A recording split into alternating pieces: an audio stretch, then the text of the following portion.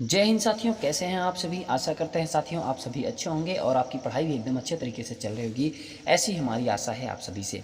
साथियों आज का जो टॉपिक होने वाला है वो झारखंड पुलिस कांस्टेबल 2024 में जो जीके जीएस पूछा जाता है साथियों, उसी का प्रैक्टिस सेट नंबर 60 है। इसके पहले 59 प्रैक्टिस सेट ऑलरेडी प्रोवाइड करवाई जा चुकी है, तो आप लोग जाके वीडियो देख सकते हैं और अपनी तैयारी का अंदाजा भी लगा सकते हैं। साथियों आप सभी की जानकारी के लिए बता दूँ कि जो झारखंड पुलिस कांस्टेबल में जो पेपर नंबर 2 होता है, जिसमें साथियों 50 प्रश्न हिंदी के पूछे जाते हैं, 25 प्रश्न जीके जीएस के और 25 प्रश्न मैथ के पूछे जाते हैं। तो कुल मिला के 100 प्रश्न पूछे जाते हैं और एक प्रश्न 3 नंबर का बनता है। तो 300 नंबर का जो है पेपर नंबर 2 पूछा जाता है। ठीक है, तो साथियों इसलिए आप लोग तैयारी बेहतरीन करिए। और पेपर नंबर 1 जो है साथियों, वो सिर्फ कृतिका भाग 2 और क्षितिज भाग 2 से ही पूछा जाता है, जो कि सिर्फ क्वालिफाइंग मार्क का होता है। ठीक है, तो चलिए वीडियो को स्टार्ट करते हैं साथियों, बिना देरी किए हुए। आशा करते हैं आप सभी समझ गए होंगे। झारखंड का पहला मुख्यमंत्री कौन था? अर्जुन मुंडा, बाबूलाल मरांडी, शिबू सोरेन या फिर रघुवर दास? तो कौन थे साथियों झारखंड का पहला मुख्यमंत्री? तो साथियों बाबूलाल मरांडी जो है वो झारखंड के पहले मुख्यमंत्री थे। बाबूलाल मरांडी झारखंड के पहले मुख्यमंत्री थे। वे 15 नवंबर 2000 को राज्य गठन के समय मुख्यमंत्री बने और भारतीय जनता पार्टी यानी कि बीजेपी से थे। किस भारतीय संगीतकार को उनके एल्बम प्लैनेट ड्रम के लिए ग्रैमी पुरस्कार से सम्मानित किया गया था? जाकिर हुसैन, शिवमणि, दर्शन दोषी, त्रिलोक, गुरटू? तो साथियों आपका जो सही जवाब होगा वो है जाकिर हुसैन। ठीक है, जाकिर हुसैन जो कि तबला वादक है, इनको पुरस्कार मिला है साथियों पद्म भूषण 2023 में, और कालिदास सम्मान मिला है 2006 में, और पद्म भूषण जो है वो 2002 में मिला है। संगीत नाटक अकादमी पुरस्कार मिला है 1990 में, और पद्मश्री 1988 में मिला है। ठीक है, किसको? जाकिर हुसैन को, जो कि एक तबला वादक हैं। चिथिरई उत्सव किस राज्य में मनाया जाता है? पंजाब में, तमिलनाडु में, राजस्थान में या फिर मेघालय में? तो किस राज्य में मनाया जाता है साथियों? आपका जो सही जवाब होगा वो है तमिलनाडु में मनाया जाता है। ठीक है, यह भगवान सुंदरेश्वर यानी भगवान शिव और देवी मीनाक्षी, जिन्हें भगवान विष्णु की बहन माना जाता है, के दिव्य मिलन का जश्न मनाता है साथियों मदुरै में मनाया जाता है। ठीक है, मनिका बत्रा ने एशियन कप टूर्नामेंट में कांस्य पदक जीता, वह किस खेल से संबंधित है? जूडो, शतरंज, टेबल टेनिस या फिर जिम्नास्टिक? तो किस खेल से संबंधित है? तो साथियों आपका जो सही जवाब होगा वो है टेबल टेनिस से संबंधित है। ठीक है, Manika Batra 2018 Gold Coast Australia राष्ट्रमंडल खेल 2 स्वर्ण और 2016 दक्षिण एशियाई खेल में 3 स्वर्ण।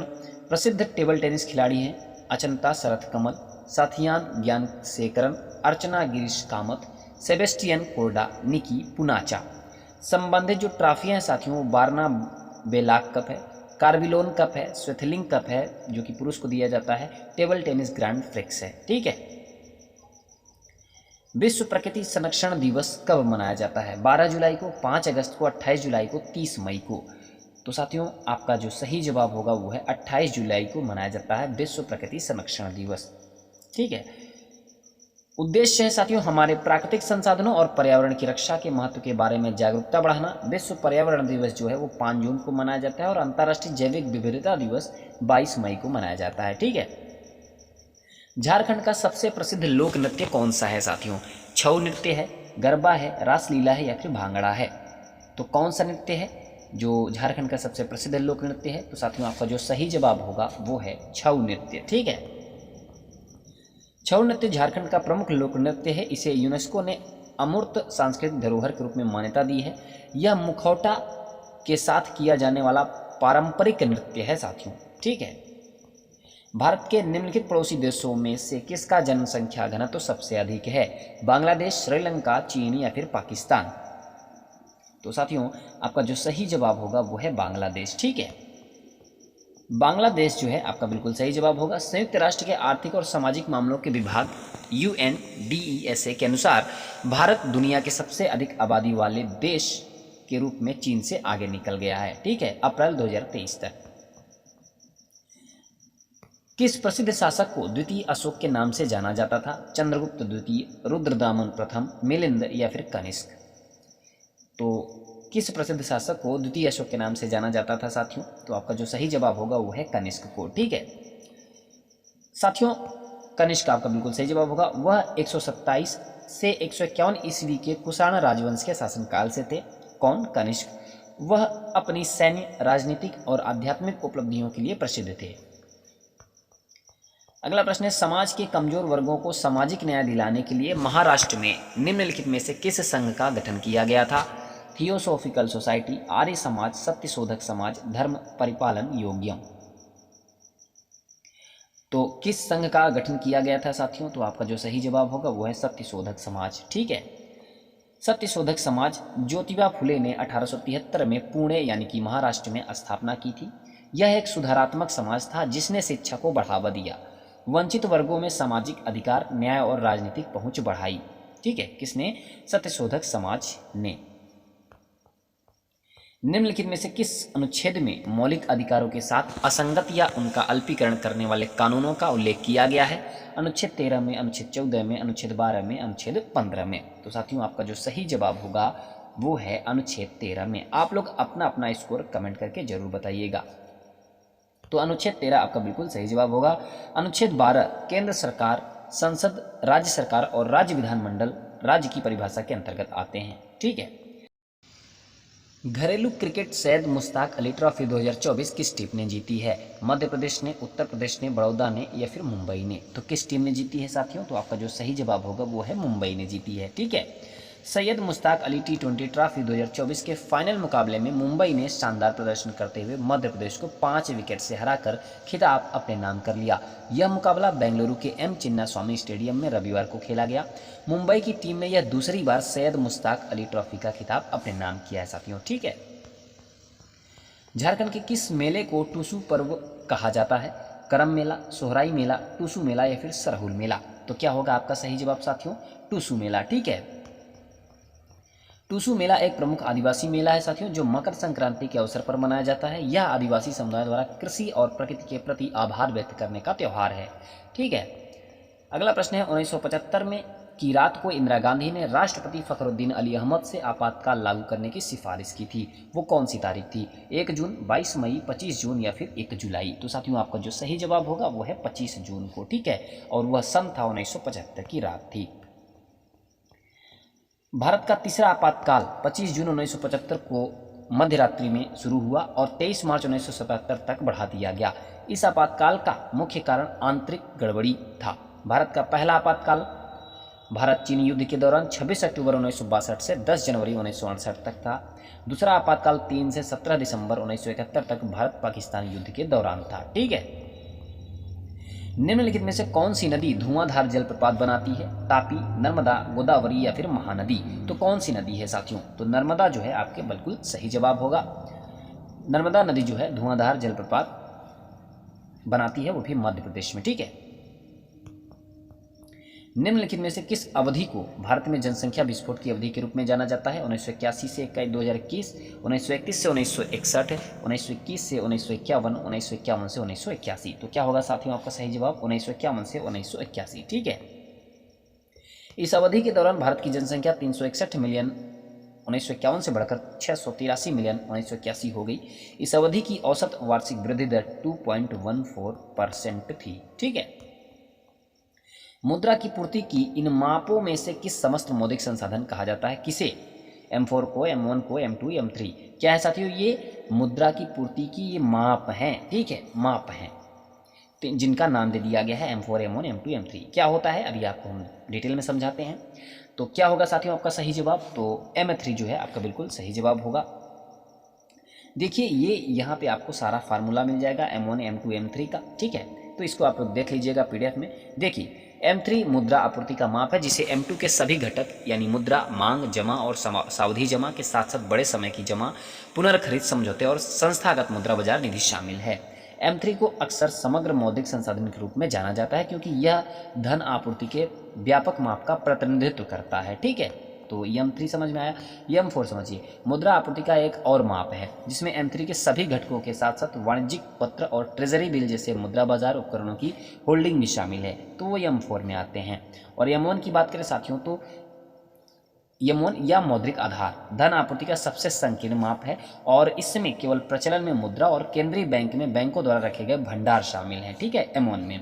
और M2 जो है M1 की तुलना में मुद्रा आपूर्ति का एक व्यापक माप है साथियों। बाकी उपरोक्त आपको फार्मूला मिल जाएगा, वो फार्मूला आप लोग देखिएगा।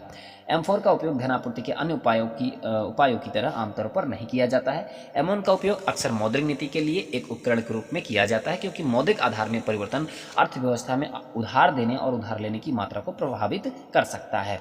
M2 की बात करें तो M2 का उपयोग अक्सर आर्थिक गतिविधि के संकेत के रूप में किया जाता है, क्योंकि अर्थव्यवस्था में जमा का स्तर उपभोक्ता और व्यावसायिक खर्च के स्तर का संकेत दे सकता है। और M3 का उपयोग की बात करें तो अक्सर मुद्रास्फीति के दबाव के संकेतक के रूप में किया जाता है, क्योंकि धन आपूर्ति में वृद्धि से कीमतों में वृद्धि हो सकती है। ठीक है, तो साथियों आप लोग PDF डाउनलोड कर लीजिएगा, वहाँ आप लोग एक बार और पढ़ेंगे तो आपको समझ में आ जाएगा।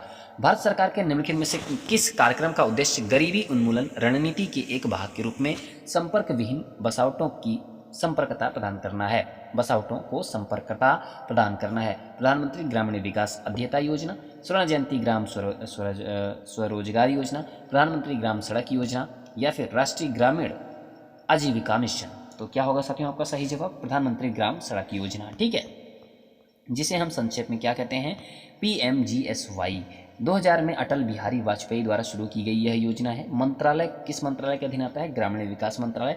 और राष्ट्रीय ग्रामीण आजीविका मिशन जो है, जिसे NRLM कहते हैं, 2011 में शुरू किया गया। ठीक है, झारखंड के किस स्वतंत्रता सेनानी को धरती आबा कहा जाता है? तिलका मांझी, बिरसा मुंडा, सिदो कान्हू, भोगता राम? तो किस स्वतंत्रता सेनानी को धरती आबा कहा जाता है, खासतौर से झारखंड के? तो साथियों आपका जो सही जवाब होगा वो है बिरसा मुंडा को। ठीक है, बिरसा मुंडा को धरती आबा कहा जाता है, जिसका अर्थ है पृथ्वी के पिता। वे आदिवासियों के अधिकारों के लिए लड़ने वाले महान स्वतंत्रता सेनानी थे।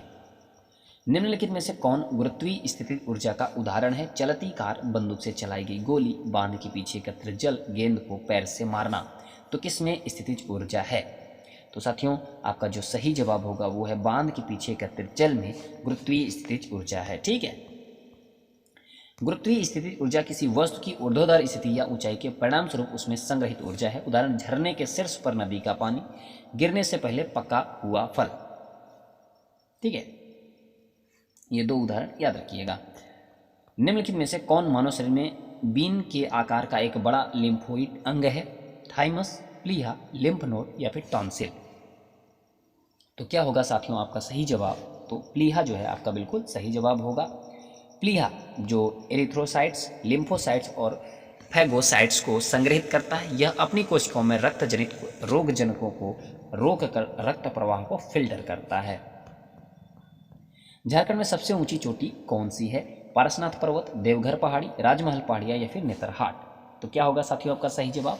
पारसनाथ पर्वत। ठीक है, पारसनाथ पर्वत झारखंड की सबसे ऊंची चोटी है। इसकी ऊंचाई 1365 मीटर है और यह जैन धर्म के अनुयायियों के लिए एक पवित्र स्थल है। साथियों, झारखंड का सबसे बड़ा वन क्षेत्र कौन सा है? पलामू वन्यजीव अभ्यारण्य, सारंडा वन, बेतला राष्ट्रीय उद्यान, दलमा वन्यजीव अभ्यारण्य? तो सबसे बड़ा वन कौन सा है साथियों? सारंडा वन। ठीक है, सारंडा वन जो है आपका बिल्कुल सही जवाब होगा। सारंडा वन झारखंड का सबसे बड़ा वन क्षेत्र है, जो मुख्य रूप से सिंहभूम जिले में स्थित है। इसे साल वृक्षों का घर कहा जाता है। दलमा वन्यजीव अभ्यारण्य साथियों झारखंड के पूर्वी सिंहभूम और सरायकेला खरसावां जिले में स्थित है। ठीक है, हाल ही में मेजर ध्यानचंद खेल रत्न पुरस्कार 2024 के लिए किसे चुना गया है? डी विगेश, मनु भाकर, हरमनप्रीत सिंह, या फिर उपयुक्त सभी? तो क्या होगा साथियों आपका सही जवाब? तो सभी, उपयुक्त सभी है आपका बिल्कुल सही जवाब होगा। हाल ही में भारतीय रेलवे का 9वां डिवीजन कौन सा बनेगा? Ladakh rail division, Jammu rail division, Leh rail division, Srinagar rail division? तो भारतीय रेलवे का जो 9वां डिवीजन बनेगा वो है साथियों